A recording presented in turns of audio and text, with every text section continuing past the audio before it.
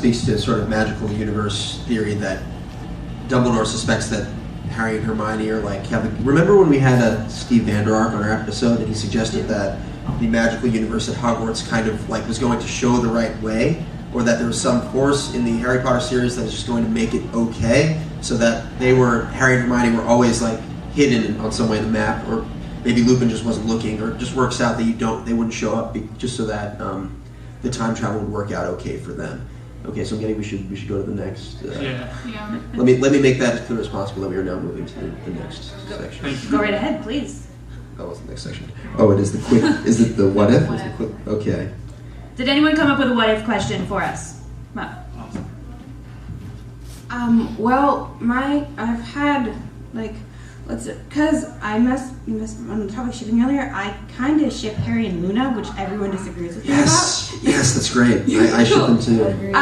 So my question was, what if Harry was with Luna instead of Ginny? Because what would their name be? Larry. You were waiting for that one. Actually, I wouldn't call them Larry. What would you call them? Larry? No. I'd call them like Huna. Yeah. Huna? Okay. Let's see a general applause for Huna. Okay. Now let's get some applause for Larry. Alright, it's kind of even. About the same, yeah. Any Harry Luna shippers in this panel? No, sorry. I think they were, because in the Order of the Phoenix, I think they were too good of friends that anything could have happened. Harry really sympathized with Luna and kind of included her, and I think there was that friendship. They have a rather intimate scene with the Threshold to meet. That's the movie. In the movie, I think that him and Ginny have always kind of been distant but friends, and then towards the end of the series, that's when they start getting closer, and I think it's always been like that. So I guess him and Luna were good friends rather than anything could have happened. So, I mean that's kind of the consensus, and especially I think Jo herself would say that was the answer. But there are those who say that why trust Jo on these matters? She only wrote the book. Even we have Irvin. He read today. He is running around as Mrs. Black with a portrait, but he wrote an essay on our site about why Luna and Neville should have been together, even though Jo has come out multiple times saying that they shouldn't be. And I think even didn't she say they had a fling? She said that's what I always say is everyone at Hogwarts they date once and then they get married. I think people are Luna and Neville didn't get together. They didn't get married. They could have dated. What would that day be like? The most awkward date ever. But don't the movies kind of set it up? Absolutely, towards the end. The movie set up a lot of things that don't happen in the books. Draco and Harry on that broom and the room requirement. All right, no, do not go there. I just wanted to say one thing about the Harry Luna thing is because a lot of people think that Harry should be with Ginny, and that's why. But one of my friends, when I told her that, she said Harry doesn't have enough personality for Luna. Oh. So true. She said that the only way that it was even possible is if Luna was someone who wasn't even in the books, because she had too much personality for anyone in there. But she also doesn't ship Harry and Ginny because she feels like Harry and Ginny don't I know they're really meant for each other, and I can kind of accept it, but at the same time, I feel like Ginny doesn't have. I feel like even though Ginny's in more books, I think she and Luna actually have a romance between her and Slytherin. Anyone else have any what if questions? What if Snape were a girl and was just best friends with Lily instead of the nice guy that we all know and love, and was in love with Lily? I just want to say I don't love Snape. I'm gonna get some hate. You're not the lot. I don't love Snape. I'm not as drastic. I'm not as drastic. What if Snape was a girl? I'm not as drastic on what Kat's stance is. Right.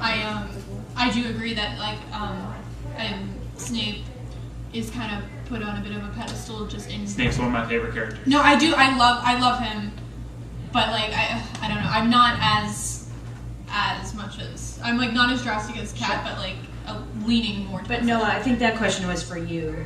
You're the ginger. Because that's. We'll let you answer that one, buddy. Well, the thing is, Snape, he's already kind of the long hair is already there. Would he look very much different? I would hope so. But Snape is older. I mean, he wouldn't have the same issues with Harry. He'd probably be Harry's greatest support. But his sort of, not to say that if Snape was a woman, she couldn't have equally fallen in love with Lily growing up, though. That would have been a much different reason why she would have picked James. Ultimately. You take one more what if? No? Got someone coming up. What are you dressed as, by the way? Mrs. Fig. Mrs. Fig. That's wonderful. Thank you. What if Snape hadn't been bullied or been taken in by Lucius from the beginning? Would things have ended up very differently? Yeah, I think that's an excellent question because that sort of set off his school culture, the way he went through school was because of that bringing into that Slytherin crew. That would have changed a lot of things. I think that he would have been closer with Lily the whole time, and that relationship would not have fallen out in the end. What if he had been in Gryffindor? Yeah, I don't think that. What if Snape had been in Gryffindor, for the record? Yeah, I don't think Snape would have ever been in Gryffindor personally. But I think his relationship with Lily would have. I still don't. Well, I don't know. Don't they soar too early, as Dumbledore says? I don't know, because I think that was the reason why Lily ultimately did not return his love, is because of the way he was with that Slytherin crew. So I think we would have had a very different outcome. I think it's also just a bit of like a friend zoning issue, like. But I don't know if they would have been a friend zone if I think that it could have happened, because she would have seen James more as that hoodlum that he was and like picking on people. Whereas if Snape would have... If Snape had been a Gryffindor, he could have been a marauder. No. What if Snape were in Hufflepuff?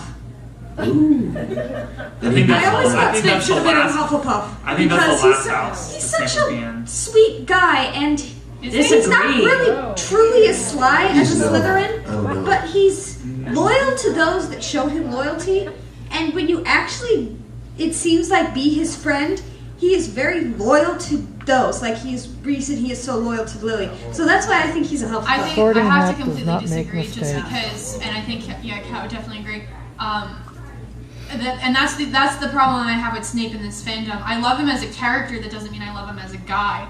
I think that and that's why I say the same thing about Sirius. Sirius is my favorite character. He's by no means perfect. I don't think Snape's a sweet guy by any means. I think, and that's been my frustration rereading the series, is just like all the stuff Snape does that is just so much of like a jerk move, even just as a teacher and everything, that I'm like, there's the big reveal at the end, but even, I don't think he's loyal. I think he's, I don't know. I think Snape is Slytherin regardless, and I think maybe the Slytherins in the room can agree with this, that he could have shown either side of the Slytherin house. Had he not, gone the quote wrong way, he could have shown the best that Slytherin could be. I love Snape, and I think he's meant to be a Slytherin, and I don't necessarily say that's because he's evil, because I don't think Slytherin's necessarily evil. We've made that clear. There's plenty of people that are Slytherins. Slytherins can be brave too, right? Could a Slytherin be as brave as a Gryffindor? Right, and also, not every Gryffindor is brave. We see that in Pettigrew. There's the houses. It's so difficult to just say, Gryffindor is brave, Hufflepuff's nice, and everything. I don't think these are what they actually are. I think this is my personal belief is that. No, it's what they most value. I think a Gryffindor most values courage. I think a Hufflepuff most values loyalty. Okay, yeah. Slytherin most values ambition and that. But as someone who is kind of close to both these characters. I think that deep down in Snape, he's always been quite, loyal, and he can be kind, but he doesn't know how to show it. So, with Lily... Why did you pick James? What did you pick? Let her finish. Go ahead. Well, I think if he would have known how to show it, I think he would have been an amazing teacher, and I think that many of the students would have liked him. And right from the start, he has always cared and looked over Harry. So, Would Hufflepuff have brought that out then? I do agree that Slytherin, while I think it fits him, it's not particularly a nurturing environment. Like, you know. Listen, we could talk about Snape for years. Now we're getting into nature versus nurture here. So we're gonna have to Taking maybe the take one sorting last hat. comment, and then we're gonna need to move on to our last part. Our last Sure, part. come on. Go ahead. I was just gonna say that I think just in a general standpoint, as people or wizards or in general, there is good and bad in everyone. As Dumbledore talks about to Harry, that when Harry's really worried, like, what if I become evil? What if I become like the Dark Lord? So there are parts of you that are like the Dark Lord. There's parts of everyone that's dark, and there's light in everyone. And I think with Snape, yeah, he has good qualities. Everyone has good qualities, but I mean, except for the Dark Lord, but that's a totally different subject. Like, everybody has good and bad in them, but that doesn't mean, oh, he's nice, so therefore he's a Hufflepuff. Yeah, and that's Right, what I get. right. One of my favorite quotes from the entire series is from series. It says the world isn't split into good people and Death Eaters. I think, yeah, that couldn't be more true. I think you're not defined by your house reputation. One comment about Voldemort before we move on. I know it's just one more. No one even comment. I just want to throw it out there. I was talking to Sue over there. We were hanging out last night, and we were talking about. So Snape asked Voldemort, "Please spare Lily before you kill Harry," right? And he gives Lily a choice. He listens to Snape and gives Lily a choice. That is the most. That means Voldemort has mercy to some degree for him to do that for Snape. He cared for Snape in that instant.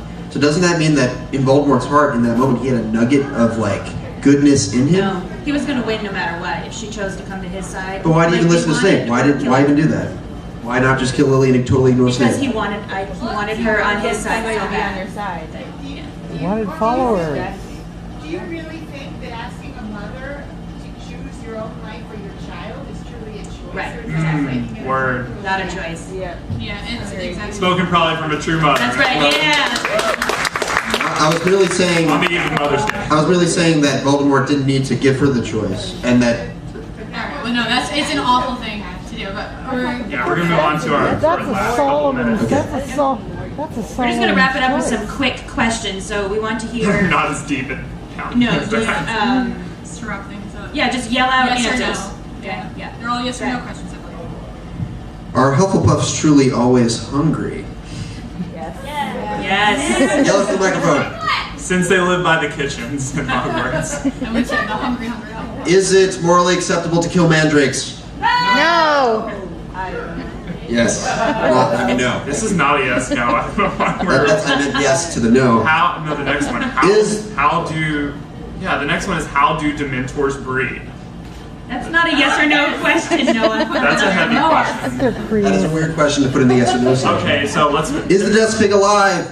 No. Would you eat it? Do they know what the Yes. death pig is? The death pig Does anyone is- know what it is? Yes. Alright, for those who don't know, the Death Pig is like our longest running thing of, and back in like the very beginning, McGonagall transforms a desk into a pig and then back into a desk, and it's like a throwaway comment. It was like, oh, would you be able to like eat that desk? Was it a real pig? Has talked about turned it for into like 12 every episode, episodes. so Yeah. yeah, would you eat that desk? So what would happen? Would it change back in your stomach? How would you digest it? Like So we just, yeah. so. Would you eat it? I would You're have vegetarian. Exactly. Is the Monster Book of Monsters alive? Is Hogwarts alive because of magic and how it creates and makes things kind of move? So is the entire thing alive and some okay? Animated. It's moving, but It's not alive. They are. Thanks to our. That's Noah's Right. No one contributed this part Is to it the alive? book, so yeah. Are Dementors alive? Yes. in a way. Wait. Are wands alive? Animated. They can come from trees. Trees are living things. And they talk to each other. You could argue that the core to wood is kind of like heart and soul in a way in the wand. They're multifaceted. They interact with the wand. Oh, okay. They aren't sentient. They aren't sentient.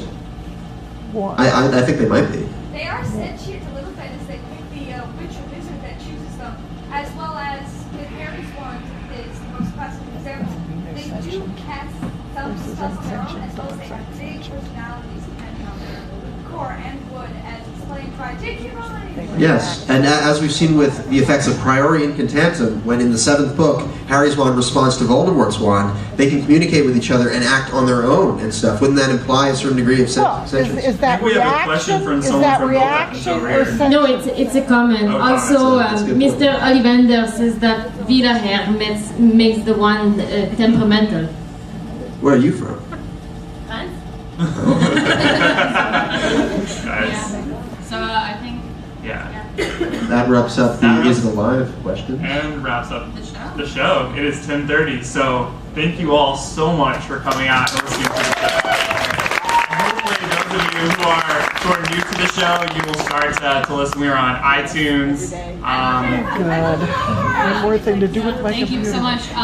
And also, yeah, if you want to check us out, you can find us at alohomora.mumblenet.com. You can find us at Twitter at AlohomoraMN, Facebook. And we have an app too for Android and iPhone, all that. We have T-shirts. There's a couple for sale upstairs. And we have host shirts. Caleb's the only one rocking his, but everyone but me has one. Just because I'm new. So, and you guys should stick around because at what time? 10:45. Joe and Ellie are going to be doing a Q&A in this room. So yeah. We And wanna- also just a shout out to we have 2 other hosts on this show, Rosie Morris and Eric Skull. Eric Skull from the will wizard pass. to the one. Exactly. It reacts. So they're not here today, but yeah, on the show you can check them out too. We're all rotating hosts. And we haven't announced this yet on the show. I figured we What are should you doing? announce it today. Oh no. Yeah? Oh, I think I know what it is. I don't know Okay. if We're super excited to announce that we're going to be at both LeakyCons this summer. So if you're going, you should Portland come back and and check London. us out. Yeah. Let's also just give another round of applause for Ellie for joining us today. It was really- Thank you guys. I'm Noah Freed. I'm Caleb Graves. I'm Laura Riley. And I'm Kat Miller. Thank you. For listening to this episode of Alohomora. Open the Dumbledore. Open the Dumbledore! Yeah. Thanks, everyone. Thank you.